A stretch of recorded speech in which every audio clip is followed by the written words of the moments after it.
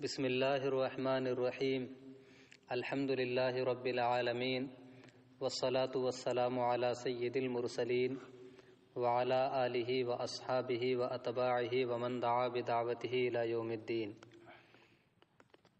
طبقات و تراجم اور تاریخ و ادب کی کتابوں میں حضرت سیدنا عمر بن عبد العزیز رضی اللہ تعالی عنہ کا آخری خطبہ اس طور پہ لکھا ہوا ہے کہ آپ ممبر پہ جلوہ افروز ہوئے اور اللہ کی حمد و ثنا کی، اس کے بعد کہا ایھا الناس انکم لم تخلقوا عبثا ولم تترکوا سدی، یعنی اے لوگو تم بیکار پیدا نہیں کیے گئے اور تمہیں بیکار نہیں چھوڑا جائے گا۔ عبث کا معنی ہوتا ہے لغو اور سدی کا بھی معنی ہوتا ہے لغو۔ لم تخلقوا عبثا، تم کو بیکار پیدا نہیں کیا گیا، ولم تترکوا سدی، اور تم کو بیکار نہیں چھوڑا گیا، یعنی تمہارا حساب ہونا ہے۔ وَإِنَّ لَكُمْ مَعَادًا يَحْكُمُ اللَّهُ فِيهِ بَيْنَكُمْ، اور بے شک تمہارے لیے ایک آخرت کا دن بھی ہے جس میں اللہ تمہارے درمیان فیصلہ کرے گا۔ معاد کا معنی ہوتا ہے پلٹنے کی جگہ، اور پلٹنے کی جگہ آخرت ہی ہے۔ ان لکم معادن، بے شک تمہارا ایک انجام ہے، تمہارے لیے آخرت ہے۔ یحکم اللہ فیہ بینکم، جس میں اللہ تمہارے درمیان فیصلہ کرے گا اور انصاف کرے گا۔ فخاب و خسر من خرج من رحمت اللہ التی وسعت کل شیء، خوابہ کا معنی ہوتا ہے نامراد ہونا، اور خسرہ کا معنی ہوتا ہے نقصان اور خسارے میں پہنچ جانا۔ فخاب و خسر، وہ نامراد ہو گیا اور وہ خسارے میں پہنچ گیا، من خرج من رحمت اللہ التی وسعت کل شیء، جو اللہ کی اس رحمت سے محروم ہو گیا، دور ہو گیا، التی وسعت کل شیء، جو کائنات کی ہر شے کو وسیع ہے، محیط ہے۔ جو رحمت ہر شے کو محیط ہے، اگر کوئی اس سے بھی محروم ہو گیا تو یقیناً وہ خیبت و خسران کے حوالے ہو گیا۔ وحرم الجنہ التی عرضها السماوات والارض، حرمہ کا معنی ہوتا ہے محروم کیا جانا، الجنہ کا معنی واضح ہے، ارض کا معنی ہوتا ہے چوڑائی، اور وہ اس جنت سے محروم ہو گیا جس کی چوڑائی آسمان اور زمین کو محیط ہے۔ پھر آگے آپ نے خطبے میں ارشاد فرمایا وَاعْلَمُوا أَنَّ الْأَمَانَ غَدًا لِمَنْ خَافَ رَبَّهُ، جان لو کہ کل کے دن امان اسی کو ملنے والا ہے جو آج اللہ سے ڈر جائے۔ اس مقام پہ غد سے مراد آخرت ہے۔ امان کا معنی عذاب سے سلامتی ہے۔ ان الامان غدن، کل کے دن عذاب سے حفاظت اور سلامتی اسی کو میسر ہوگی، لمن خاف ربہ اليوم، جو آج اپنے رب سے ڈرتا ہے۔ وباع قلیلا بکثیر وفانیم بباق، اور جس نے اپنے قلیل کو کثیر کے عوض بیچ دیا، اور جس نے اپنے فانی دنیا کو باقی دنیا کے عوض فروخت کر دیا۔ تو جو دنیا پہ فریفتہ نہ ہو اور جو آخرت کے معاملے میں دھوکے میں نہ رہے، وہی شخص کامیاب ہوگا۔ پھر آگے آپ نے فرمایا الا ترون انکم فی اصلاب الہالکین وسیخلفها من بعدکم الباقون، کیا تم نہیں دیکھتے کہ تم ہلاک ہونے والوں میں رہ رہے ہو؟ وسیخلفها من بعدکم الباقون، خلفہ یخلفو کا معنی ہوتا ہے بعد میں آنا، اور باقون اس کا معنی بھی واضح ہے، اور ان لوگوں کے جانے کے بعد باقی رہنے والے آئیں گے۔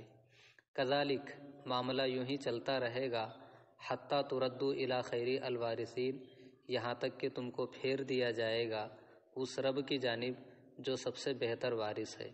یہ ساری زمین اللہ کی ملک ہے اور بندوں کے ہاتھوں سے نکل کر اللہ کی ملکیت میں جائے گی، تو اللہ خیر الوارثین ہے۔ تو ایک بعد دیگرے تم دنیا سے جاتے رہو گے یہاں تک کہ زمین خالی ہو جائے گی اور پروردگار عالم کے حوالے ہو جائے گی۔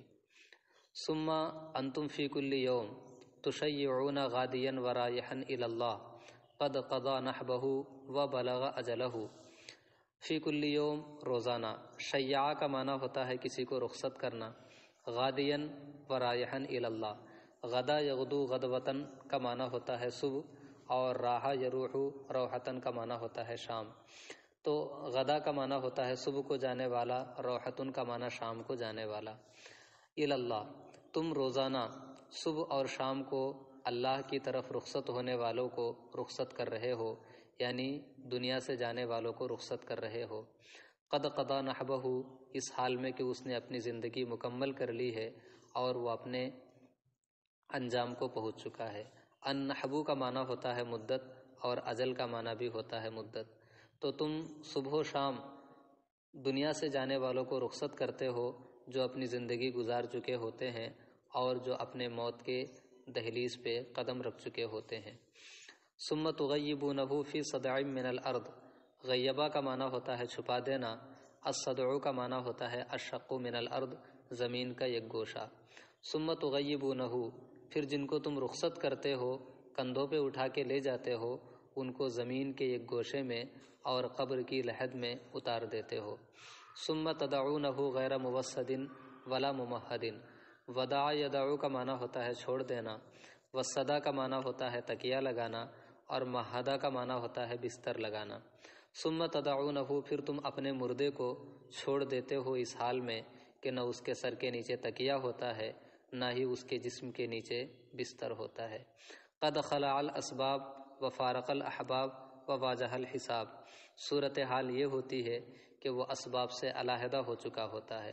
خلع کا معنی ہوتا ہے کسی بھی چیز کو اتار دینا، وہ اسباب سے بیگانہ ہو جاتا ہے۔ فارق الاحباب، دوستوں کو چھوڑ چکا ہوتا ہے۔ وواجہ الحساب، اور حساب کا وہ سامنا کر رہا ہوتا ہے۔ اس حال میں تم لوگوں کو رخصت کر کے آتے ہو۔ مرتہنم بعملی غنیا اما ترک و فقیرا الی ما قدم، ارتہنا کا معنی ہوتا ہے گروی ہونا، عمل کا معنی واضح ہے۔ مرتہنم بعملی، وہ اپنی قبر میں اپنے عمل کے ہاتھوں گروی ہوتا ہے۔ غنیا عما ترک، اور بعد والوں کے لیے جو چھوڑا ہے اس سے وہ بے نیاز ہوتا ہے، اس کو وہ پا نہیں سکتا۔ و فقیرا الی ما قدم، اور دنیا میں رہتے ہوئے آخرت کے لیے جو بھیجا ہے اس کا وہ محتاج ہو کر کے قبر میں پہنچتا ہے۔ تو قبر میں انسان کی کیا صورتحال ہوتی ہے اس کو چند جملوں میں حضرت عمر بن عبدالعزیز رضی اللہ تعالی عنہ نے بڑے خوش اسلوبی کے ساتھ بیان فرما دیا۔ اخیر میں فرمایا وَأَيْمُ اللَّهِ، یہ دراصل ایمن اللہ کا مخفف ہے، اس کا معنی ہوتا ہے اللہ کی قسم۔ انی لأقول لکم ہذہ المقالہ، مقالہ کا معنی ہوتا ہے قول۔ اے لوگوں، میں تم سے یہ بات کہہ رہا ہوں، وما اعلم عند احد منکم من الذنوب اکثر مما عندی، اور میں نہیں جانتا کہ تم میں سے کوئی ایسا شخص بھی ہوگا کہ جس کے پاس مجھ سے بھی زیادہ گناہ ہو۔ وما اعلم، میں نہیں جانتا، عند احد منکم، تم میں سے کسی کے پاس، من الذنوب، اتنے گناہ ہو، اکثر مما عندی، جو میرے گناہوں سے زائد ہو، یعنی میں ہی سب سے بڑا گناہگار ہوں، پھر بھی تم سے یہ بات کہہ رہا ہوں۔ فاستغفر اللہ لی ولکم، تو میں اللہ کی بارگاہ میں اپنے لیے بھی استغفار کرتا ہوں اور تمہارے لیے بھی کرتا ہوں۔ چونکہ وہ خلیفہ راشد تھے، لوگوں کی اور رعایا کی دیکھ ریکھ انہی کے ذمے تھی، تو اس حوالے سے بھی انہوں نے دو باتیں بیان کی اور فرمایا وما تبلغنا ان احد منکم حاجۃ یتسع لها ما عندنا الا سددناها، بلغ یبلغ کا معنی ہوتا ہے پہنچنا، حاجتن اس کا فاعل ہے۔ وما تبلغنا ان احد منکم حاجہ، تم میں سے کسی کی بھی ضرورت ہمارے پاس پہنچتی ہے، یعنی ضرورت کا علم ہوتا ہے۔ وہ ضرورت کیسی؟ یتسع لها ما عندنا، کہ جس ضرورت کی تکمیل کے لیے ہمارے پاس موجود پونجی کافی ہوتی ہو۔ تم میں سے کسی کی بھی کوئی ایسی ضرورت کا ہمیں علم ہوتا ہے کہ جس کو پورا کرنے کے لیے ہمارا سرمایہ کافی ہو، الا سددناہا، تو ہم اس ضرورت کو ضرور پورا کر دیں گے۔ ولا احد منکم الا وددت ان یدہ مع یدی، ولا احد منکم، تم میں سے کوئی شخص ایسا نہیں ہے جس کے بارے میں میری تمنا یہ نہ ہو کہ ان یدہ مع یدی، کہ اس کا ہاتھ میرے ساتھ رہے۔ ودّا یودّو، یہ باب سمعہ سے آتا ہے، اس کا معنی چاہنا ہے، تو الا وددت ان یدہ مع یدی، میں یہی چاہتا ہوں کہ اس کا ہاتھ میرے ہاتھ میں رہے، اس طرح ہم ساتھ ساتھ رہیں۔ ویحمی الذین یلوننی، حما یحمی کا معنی ہوتا ہے حفاظت کرنا، یحمینی، اور میری حفاظت کرے وہ لوگ جو میرے قریب ہیں، جو میرے پاس رہتے ہیں۔ حتی یستوی عیشنا و عیشکم، یہاں پہ حمایت کرنے سے مراد وہ آج کے طریقے سے حمایت کرنا نہیں ہے، بلکہ آخرت کے عذاب سے بچانا ہے، لوگوں کی ضرورتوں کی ان تک خبر پہنچانا ہے تاکہ یہ آخرت کی گرفت سے بچ جائے اور دنیا میں سب لوگ ایک جیسی زندگی گزارے۔ وَيَحْمِينِي الَّذِينَ يَلُونَنِي، جو مجھ سے قریب ہیں وہ مجھ کو آخرت کے عذاب سے بچائیں، یعنی لوگوں کی ضرورتوں کے بارے میں مجھ سے بیان کرے، حَتَّى يَسْتَوِيَ عَيْشُنَا وَعَيْشُكُمْ، یہاں تک کہ ہماری زندگی اور تمہاری زندگی ایک جیسی ہو جائے۔ یہ خلیفہ راشد کا خطبہ ہے اور وہ خطبے میں ارشاد فرما رہے ہیں کہ ہم یہ چاہتے ہیں کہ ہم ویسے زندگی گزارے جیسے ہماری رعایا گزارتی ہے۔ پھر اخیر میں ہے ثم بکا، یہ خطبہ دینے کے بعد آپ رونے لگے، فَتَلَقَّى دُمُوعَ عَيْنَيْهِ بِطَرْفِ رِدَائِهِ، آنکھوں سے آنسو جاری ہو گئے تو آپ نے اپنے آنکھوں کے آنسوؤں کو اپنی چادر کے ایک کنارے سے چھپا لیا اور پوچھ لیا۔ ثم نزل، پھر آپ ممبر سے نیچے تشریف لے آئے، فلم یرا علی تلک الاعواد حتی قبضہ اللہ، پھر انتقال تک کسی نے آپ کو ممبر پہ نہیں دیکھا، یہی آپ کا آخری خطبہ تھا جس کے بعد آپ دنیا سے تشریف لے گئے۔